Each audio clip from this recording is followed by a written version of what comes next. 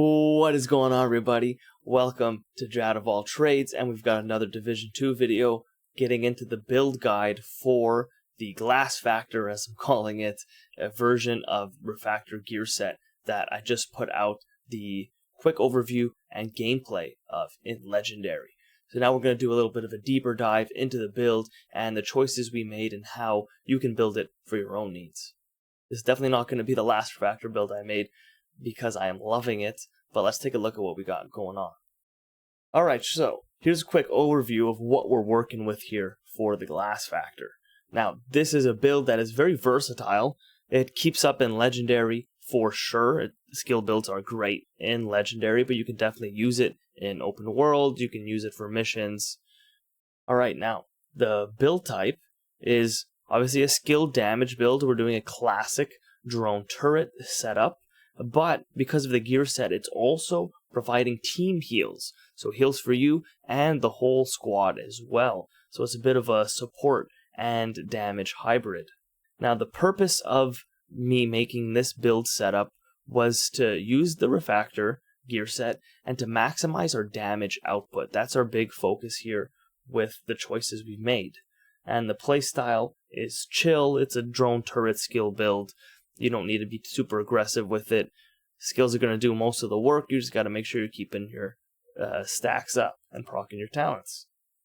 But you do got to be careful because we are, as you can see, running glass cannon. So don't be too chill about it, especially in Legendary. Farmability is pretty easy. It's a skill build. We're running two pieces, a high end. One of them is named, so it should be an easier farm, and you should have it already, to be honest. The Force Multiplier Backpack.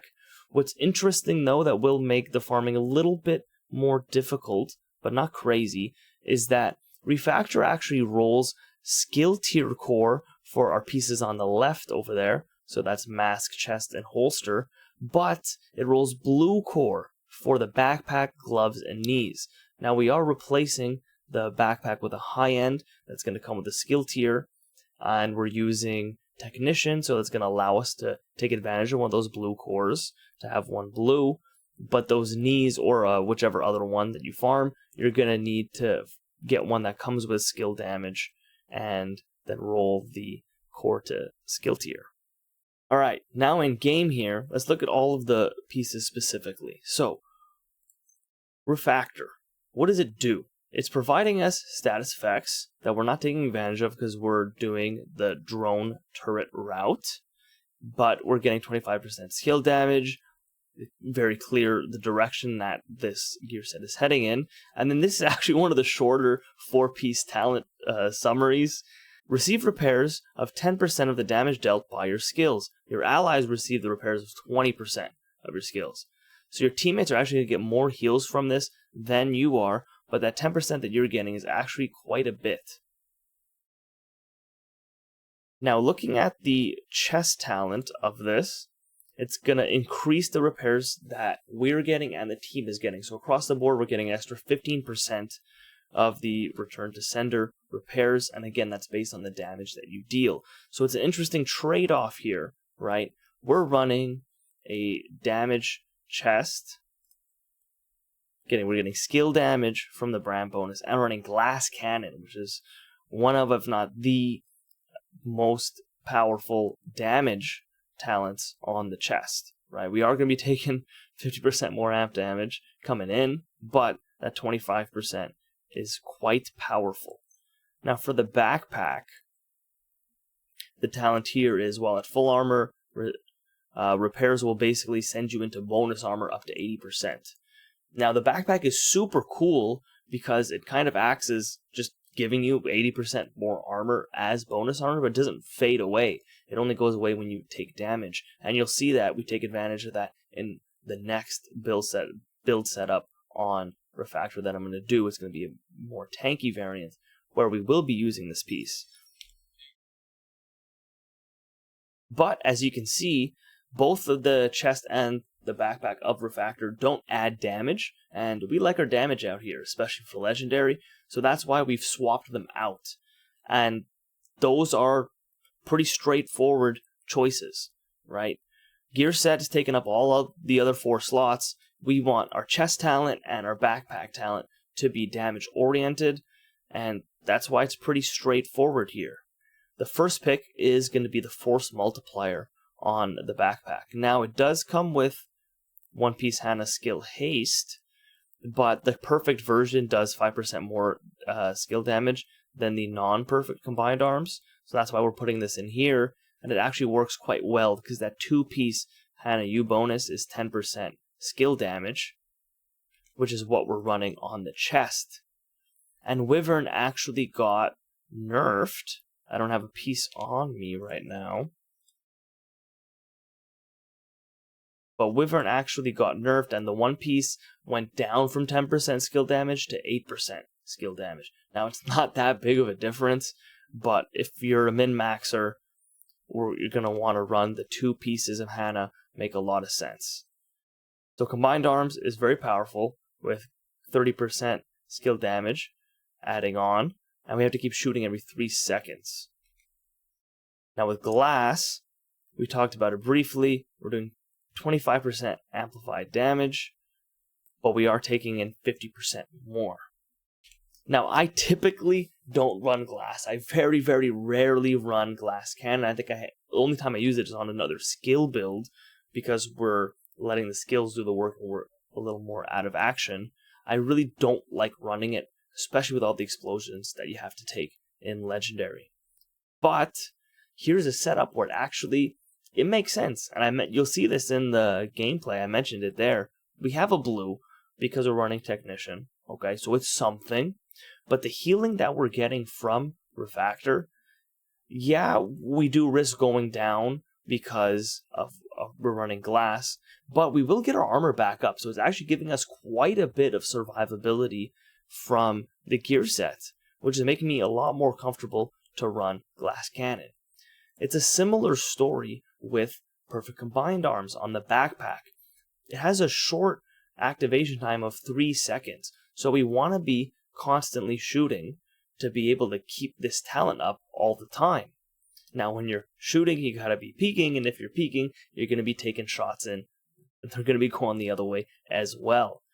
And that's why being able to peek for longer and have more damage windows, more opportunities, because we're healing our armor back up with the gear set, it synergizes really nicely in gameplay.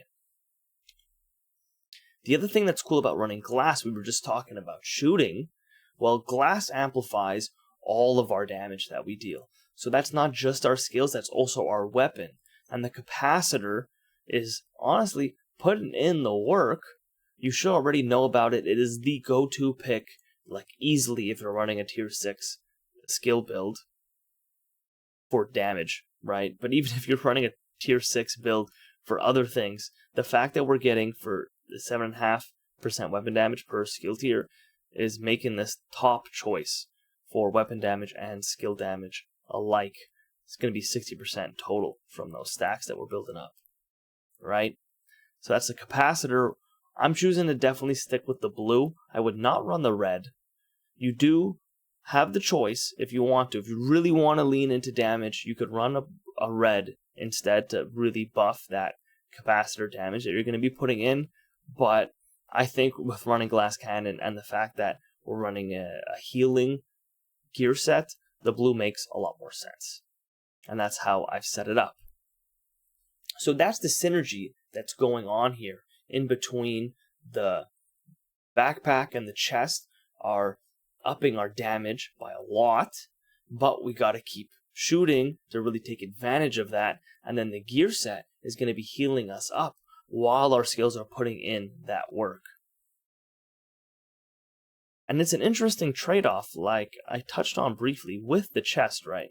So the chest of the gear set is increasing our repairs from 10 to 25, 20 to 35, right? So it's 15% more repairs, but the repairs are based on the damage that we deal, right?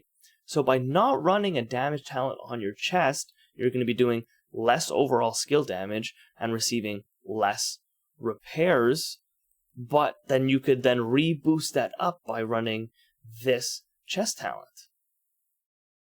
Now, we're not going to go deep into the calculations here because we are just wanting more damage. And that's going to be what we're focusing on with running glass, running combined arms. Now, the skills are pretty straightforward as well for this one. I wouldn't really switch them up. The turret is 100% the go-to. I think you absolutely need the turret for this setup.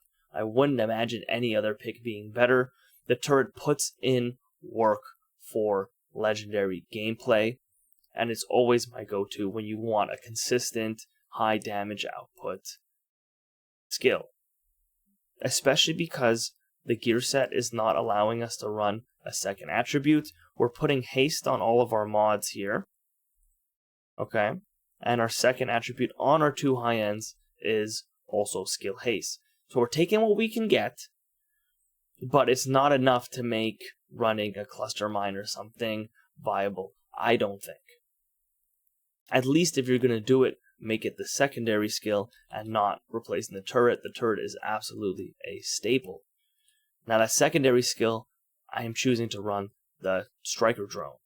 Now I actually really don't like the striker drone for legendary. It gets shot down all the time. It doesn't necessarily, it's not like weak per se in terms of its damage output, but it does go down a lot, especially because it's chasing after them. It draws aggro and they destroy that thing. The turret lasts a really long time and goes down still, but much more on occasion. That being said, I'm still opting to go with the striker drone for consistency in uptime.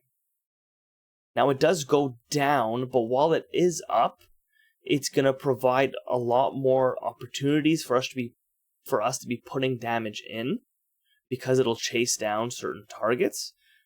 So when your turret doesn't have an angle at them, the drone will be able to chase down and also get damage. And because our heals are based on the damage that we do, we want to also have more than just strong damage to get more heals. We want consistency in our damage windows so that we feel that we're, have that uptime on the healing. And we're able to play without thinking about it too much.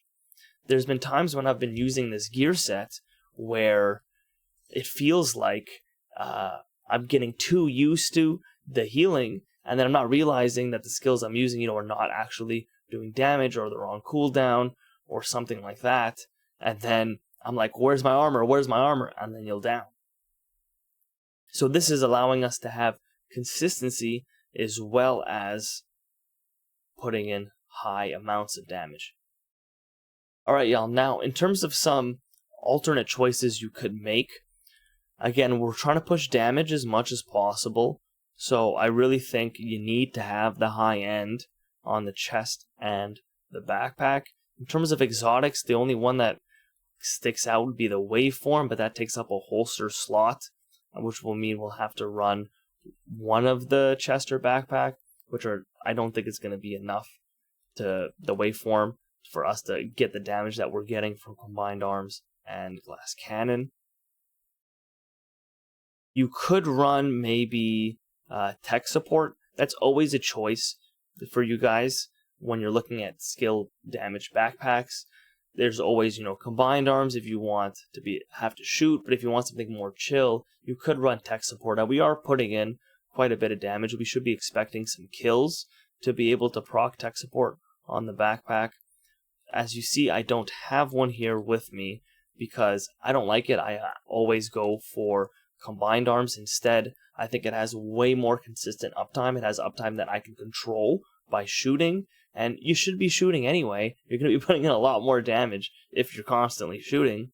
So I'm definitely opting for combined arms, perfect version specifically.